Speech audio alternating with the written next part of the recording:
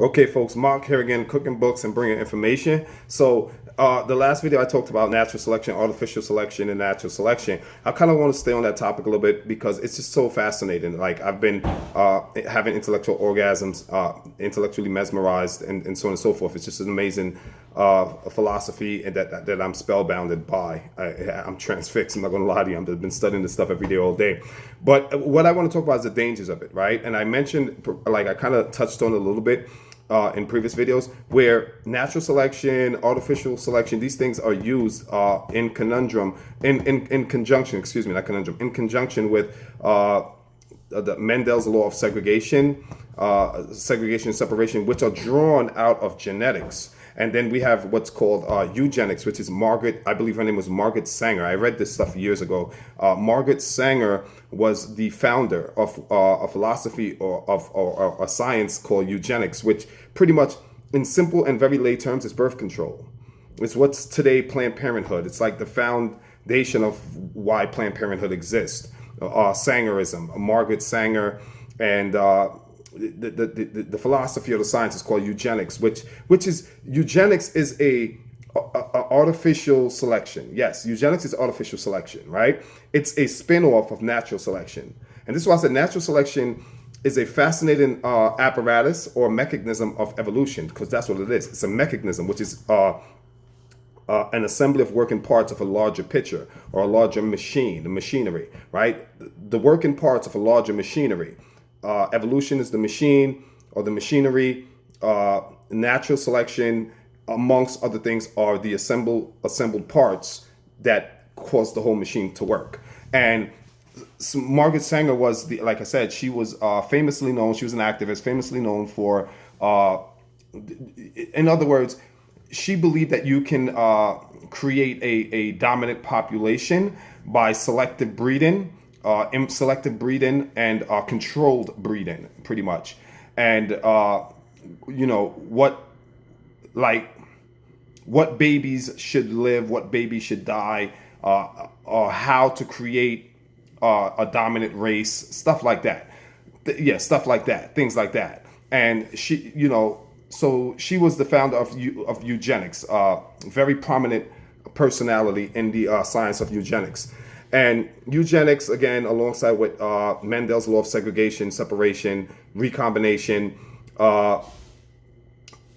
Jim Crow. We know Jim Crow is famously known for separate but equal. Segregation is embedded in Jim Crow. So you see you see how a lot of these, a lot of evolution has carried over into our politics. It has carried over into our policies and how we govern and how we live and function and interact as a species.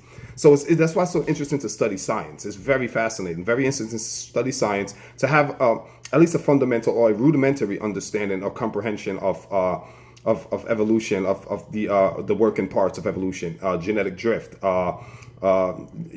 gene flow, adaptation, natural selection. These is, again, some of the parts of evolution. It's interesting, it's fascinating, and it's very important that we have some kind of understanding of this, because, again, this is what's used to legislate policies for us.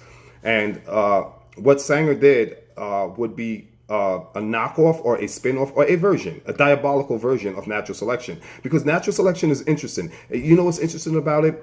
It's man, this life is so fascinating, right? Because natural selection, in a way, it does pick winners and losers. It does. It doesn't favor a trait. I mentioned that in previous videos. It doesn't say, okay, being tall is better than being short. Being short is better than being tall. Being light skin is better than being dark skin. Dark skin is better than light skin. Having curly hair is better than straight hair. Having straight hair is better than curly hair. It doesn't do that. It does not pick winners and losers in that sense. As I mentioned in previous videos, it simply eliminates the traits that are not the most suitable for the environment, for the species. So it looks for, and I mentioned this again in the previous videos, I'm just going to say it one more time. Natural selection pretty much seeks to preserve the traits that are most suitable for the current climate. And remember, as I mentioned again in previous videos, life is a series of seasons. climates, conditions, environments are constantly in flux, right? Ebbs and flows, vicissitudes of society.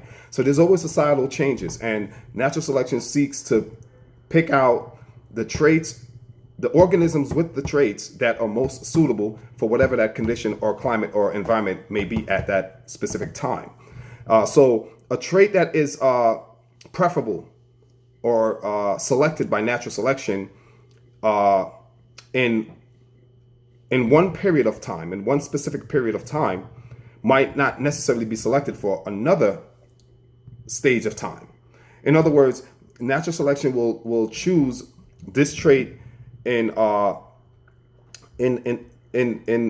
breath, right? Because the environment is whatever the environment is at that time. Natural selection will choose a trait for that environment at that time, right? And that one trait that natural selection chose for the environment at that time in history might not necessarily be relevant or necessary or favorable for another time in history. So if we were to give it a title or something like that, so environment A, the traits that are necessary for environment A might not be necessary for environment B. The traits that are necessary for environment B might not be necessary for environment C. And that's how natural selection works. It doesn't pick a particular trait over another. All traits are relative. I don't know why it took so long for me to get there. That's what I'm trying to say. Natural selection says all traits are relative. They are contingent upon the environment. Should the environment change, the traits that were in style today might not necessarily be in style in a changing environment tomorrow. So that's natural selection. But what Sanger did was, this is called artificial selection, because now you have man-made picking winners and losers and so on and so forth to create a dominant population. They select which genes, which traits are to be hereditary, right? You inherit this from your mom, you inherit this. So it's a way of playing God, or playing, if you don't believe in God, playing science, the universe. If you believe in just the universe exists, Big Bang, whatever, you're playing the universe. You're playing the creator of life. So that's what Sanger was about. And like I said, when you look at all these policies, and I want to touch on finance again, because again, when you look at how policies are implemented, right? And instituted and then ingratiated into society, right? They ingratiate policies into society. And some of these policies, they can seem benign at first, right?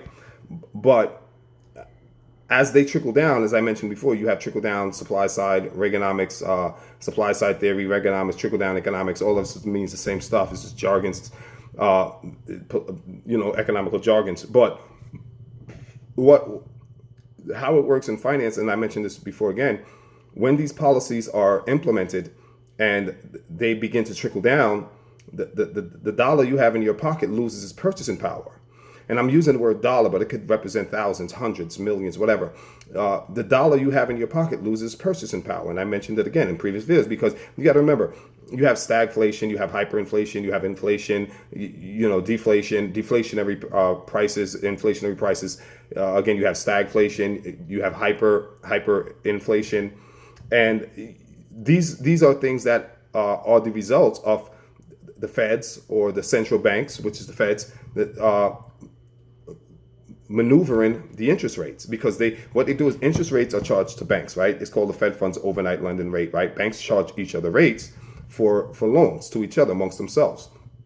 Then they lend out to consumers or companies, corporations, and these corporations have what's called accounts receivables, payables, account receivables, and when when corporations make all their wholesale or their purchases, everything's done on credit, right? Everything's done on credit. So their charge is called a cost to borrow, right? A cost to borrow is an interest rate. It's called a cost to borrow. The cost of money, right? Money costs. It costs me this much to borrow from you, right? Which is you're Italian, you'll call it the VIG, but professionally, it's just an interest rate, the loan rate.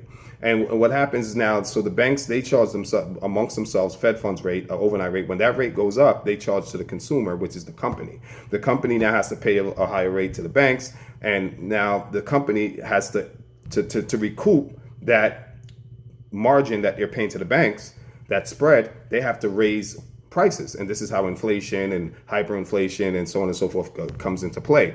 And then taxation, taxes go up. This is why it's called trickle down, because one move here begins to flow down to the consumer. It's passed down onto you and I ultimately. So when you're going to make a big ticket item purchase like a home, you're going to feel the pinch of the result of what happened at the very, very top with the ECB, not the ECB, excuse me, that's the European Central Bank, with the central bank here, the Feds, and you're going to feel that in terms of the interest you pay on your mortgage, or if you're making another big ticket item purchase like a car, you'll feel it there. Or if you're taking out a loan for any kind of business, SBA, a small business loan or whatever, you'll feel it there. So the reason why that's interesting is because, again, all of this is versions of natural selection, right? And you won't see it, right? If you've never studied natural selection and artificial selection, you won't really see the correlation.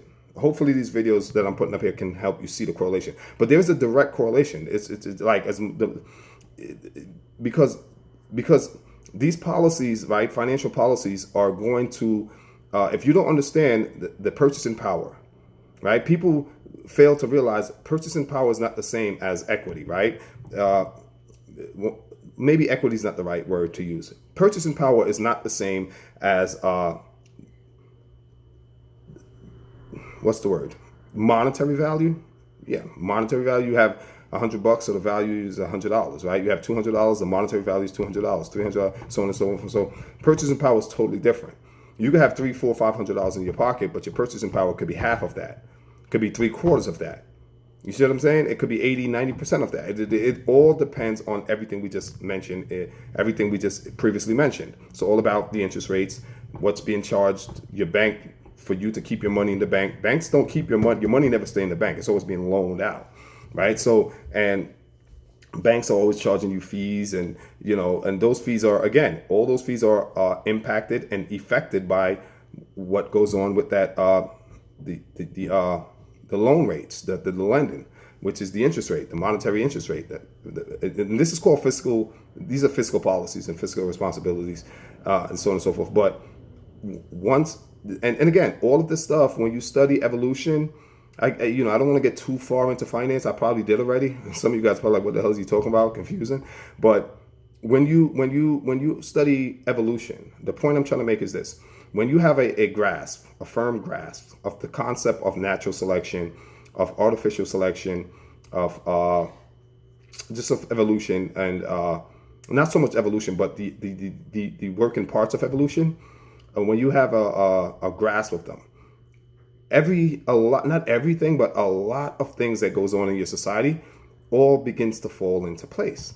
It all begins to make sense. It's like you get the eureka moment, right? Everything begins to come together and form that puzzle. Life begins to suddenly make sense to you, or to me at least. I don't know, but yeah. So I just want to kind of touch on that a little bit more. I think it's a fascinating concept, natural selection, artificial selection. I think they're, like I said, they can be used diabolically. Because if you, like I said, eugenics, you research, you can do your research, anything you see on this, you see me talk about, research. Do your own due diligence.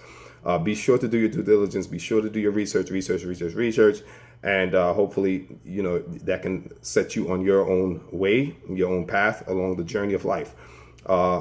Yeah. So till next time, Mark here, cooking books, bringing info, peace. Oh, by the way, if you like, share it and leave a comment. Peace.